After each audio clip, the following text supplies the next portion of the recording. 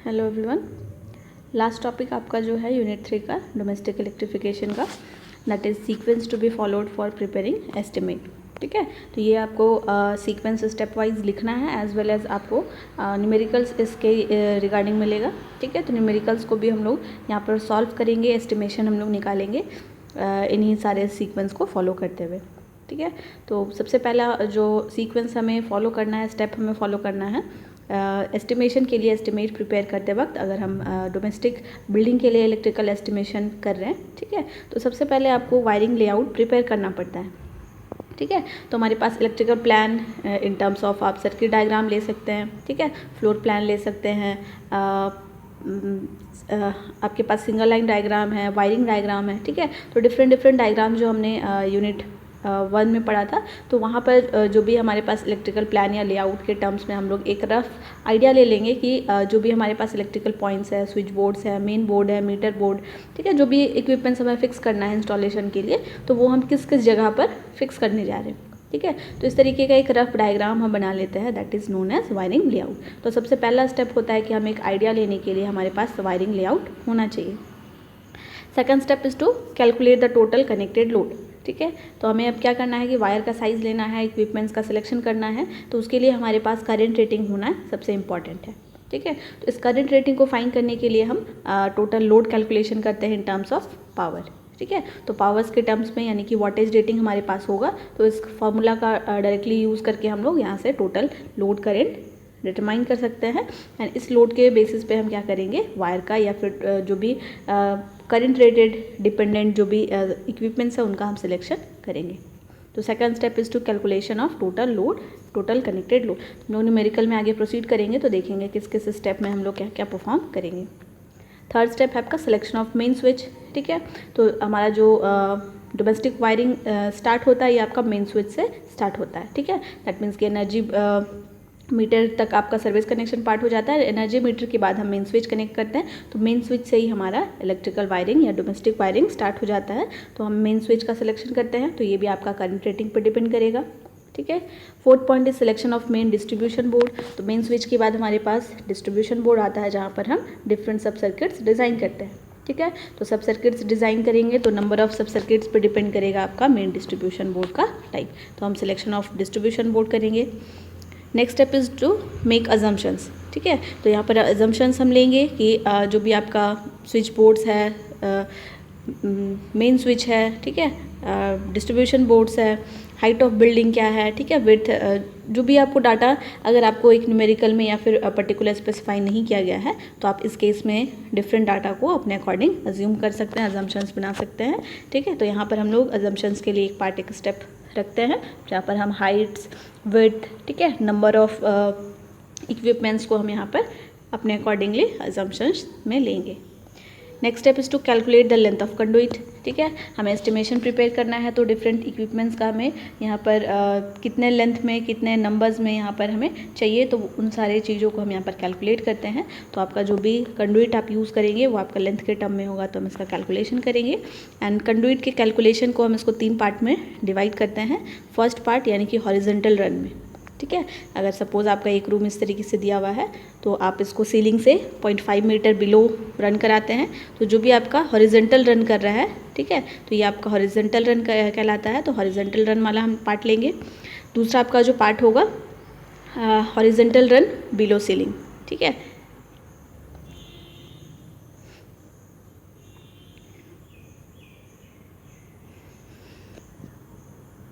ठीक है, तो आपका ये वाला पार्ट हो गया horizontal run below the ceiling. ठीक है, पहला जो आपका पार्ट था ये स्विच बोर्ड से आपका हॉरिजॉन्टल रन, यानी कि स्विच बोर्ड सपोज आप कहीं पे लगाए होंगे 1.5 metre above the ground floor, तो आपका यहाँ से लेकर जो भी आपका हॉरिजॉन्टल रन तक गया है, स्विच बोर्ड से आपका हॉरिजॉन्टल रन वाला, यानी कि ये वाला पार्ट जो हो गया, इसको हम फर्स्ट पार्ट में कंसिडर करते हैं। एंड ये आपका फर्स्ट पार्ट, ठीक है, फर्स्ट लेंथ ऑफ कंडुइट हो गया, यानी कि स्विच बोर्ड से up to the horizontal run. Second part में हम कंसिडर करते हैं सीलिंग के बिलो जो आपका हॉरिजॉन्टल रन जाएगा।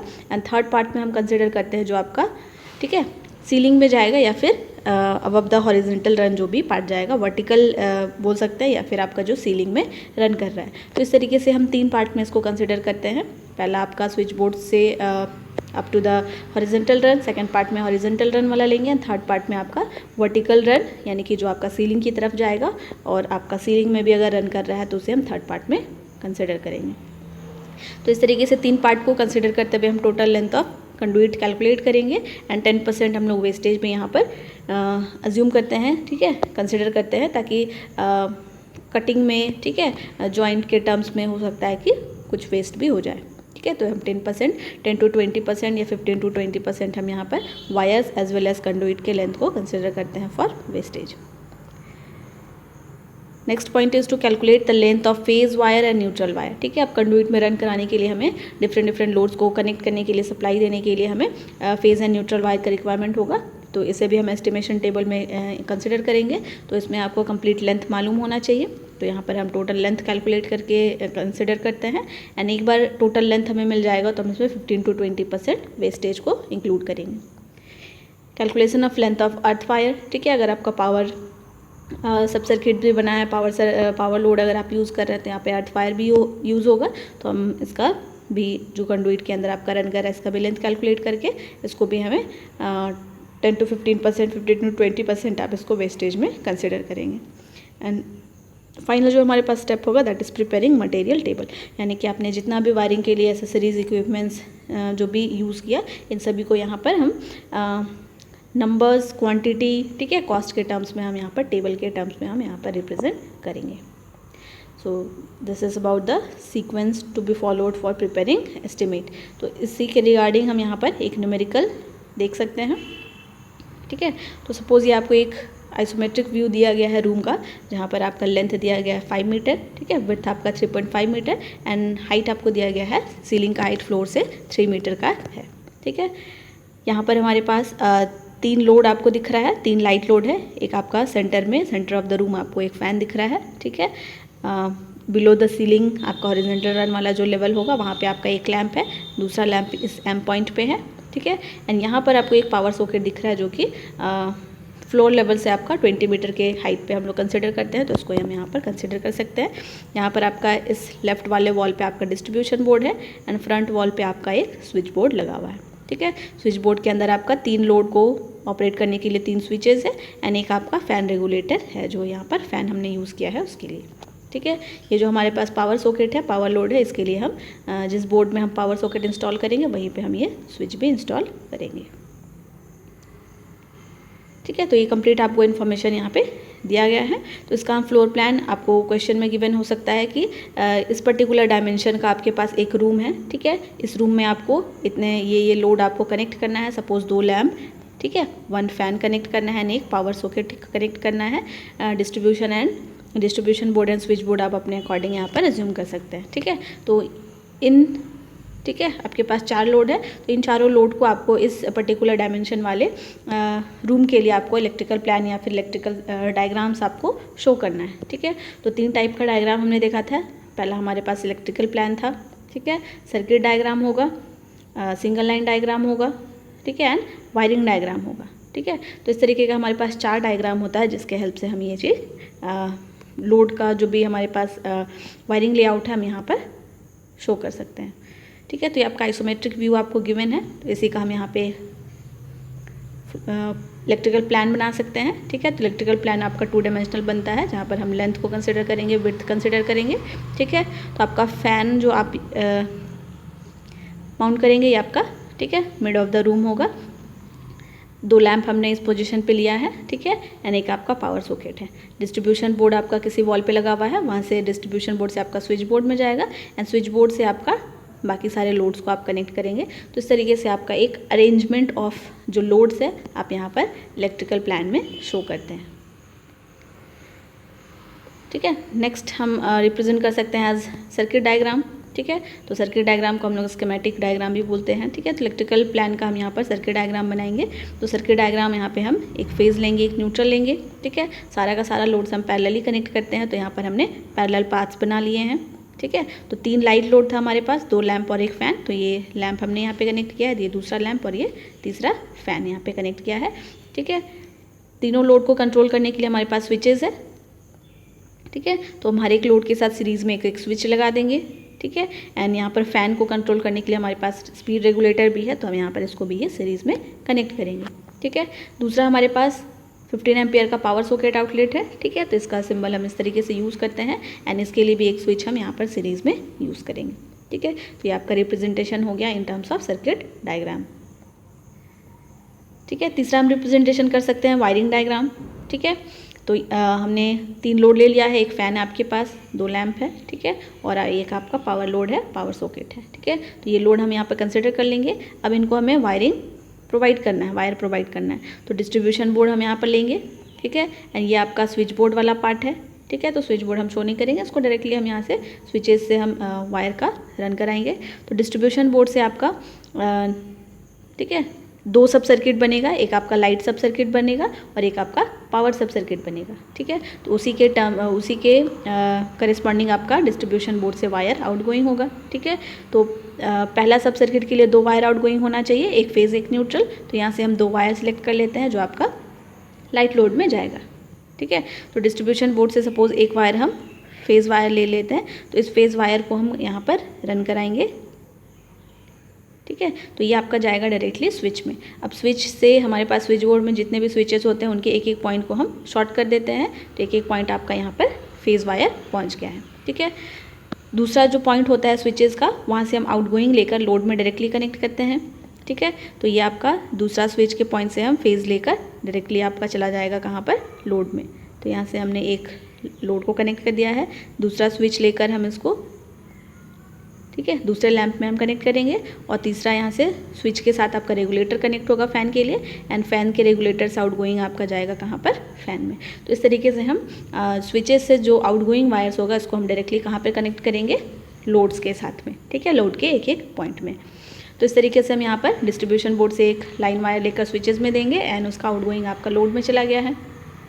अब हमें लोड को क्या देना है, न्यूट्रल देना है। तो ये न्यूट्रल वायर भी आपका कहाँ से आएगा, स्विच बोर्ड से आएगा, ठीक है, सॉरी डिस्ट्रीब्यूशन बोर्ड से आएगा। तो सपोज़ हम यहाँ पर एक न्यूट्रल ले लेते हैं, तो दूसरा जो वायर हम निकालेंगे यहाँ से, सेकंड वाला वायर जो होगा आपका न्यूट्रल होगा। न्यूट्रल आपका डायरेक्टली कोई स्विचेस में कनेक्ट नहीं होता, कोई डिवाइसेस में कनेक्ट नहीं होता, ये डायरेक्टली आपका लोड के दूसरे पॉइंट पे कनेक्ट होता है, ठीक है। तो यहाँ से लेकर हम कनेक्ट कर देंगे, आपका ये फ़ैन के न्यूट्रल पॉइंट पे चला गया, ठीक है। अब इसी फ़ैन से हम और एक न्यूट्रल वायर निकालेंगे एंड दूसरे लोड को हम देंगे, ठीक है। एंड यहीं से एक वायर फिर दोबारा निकाल कर हम दूसरे लोड के न्यूट्रल पॉइंट पे कनेक्ट कर देंगे। तो इस तरीके से हमारा न्यूट्रल पॉइंट कनेक्ट हो गया, ठीक है। तो हमारा ये लाइट लोड का जो भी कनेक्शन था ये हमने कंप्लीट कर लिया, फेज़ हमने स्टार्टिंग में दिया। अब ये न्यूट्रल इस तरीके से हम लोड्स को देंगे। तो अब जब भी आप सप्लाई यहाँ से, ठीक है, देंगे तो आपका ये लोड ऑपरेट होना शुरू हो जाएगा। अब हमें वायरिंग करना है किसको, पावर सब सर्किट को, ठीक है। तो पावर सर्किट के लिए हमारे पास 3 पॉइंट्स है, एक अर्थिंग है, एक लाइन है, एक न्यूट्रल है, ठीक है। 3 पिन सॉकेट आउटलेट है। तो यहाँ से हम किस तरीके से वायरिंग करेंगे, तो अब अगेन आपका पावर सब सर्किट के लिए अलग से हम फेज़ एंड न्यूट्रल लेंगे, ठीक है, एक अर्थिंग लेंगे। तो यहाँ से आपका जो 3rd वायर है ये आप यूज़ करेंगे एज लाइन, ठीक है। तो ये आपका लाइन टर्मिनल में चला गया, ठीक है। इसके बाद आपका यहाँ पर जो स्विच होगा, ठीक है, स्विच में हम दे रहे हैं लाइन, क्योंकि सॉकेट आउटलेट के लिए हमने स्विच भी यूज़ किया है।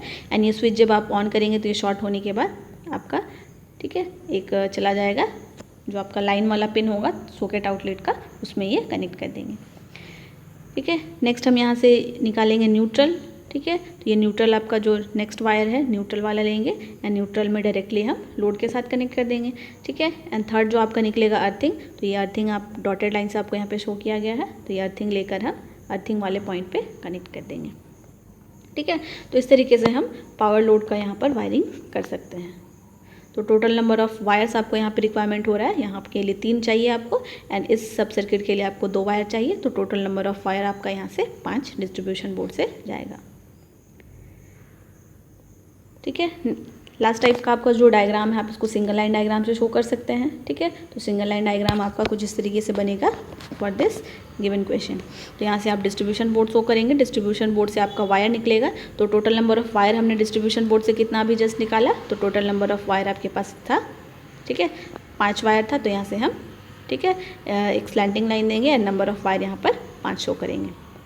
फिर आपका ये डिस्ट्रीब्यूशन बोर्ड से कहाँ जा रहा है, स्विच बोर्ड में जा रहा है। तो स्विच बोर्ड में आपका कितना वायर जाएगा, तो स्विच बोर्ड में आपका 1 वायर जाएगा, ठीक है। स्विचेस में आपको हमेशा लाइन देते हैं, तो स्विच में एक जाएगा एंड 4 यहाँ पर आपके पास 3 स्विचेस है, तो तीनों स्विचेस से लोड में भी जाएगा, तो ये आपका आउटगोइंग आपका 3 वायर होगा।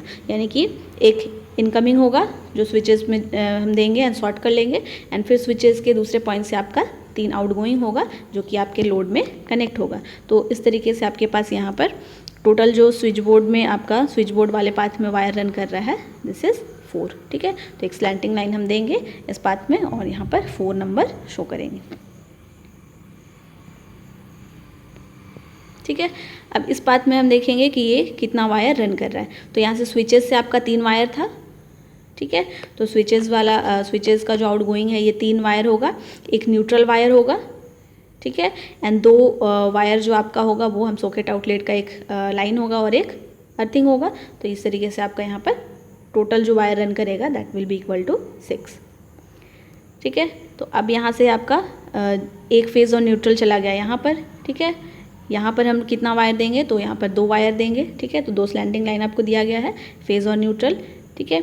यहाँ पर अगेन हम 2 वायर देंगे, ठीक है, फेज़ एंड न्यूट्रल, एंड एक न्यूट्रल हम आउटगोइंग भी ले लेंगे ताकि हम यहाँ पर कनेक्ट कर सकें, ठीक है। तो यहाँ पर आपको 3 वायर शो किया गया है, ठीक है, एंड यही आपका न्यूट्रल यहाँ पर जाएगा एंड एक आपका अर्थिंग जाएगा एंड एक आपका लाइन जाएगा। तो यहाँ पे आप 3 वायर शो कर सकते हैं, ठीक है। तो इस तरीके से हम सिंगल लाइन डायग्राम यहाँ पर ड्रॉ कर सकते हैं फॉर दिस गिवन क्वेश्चन,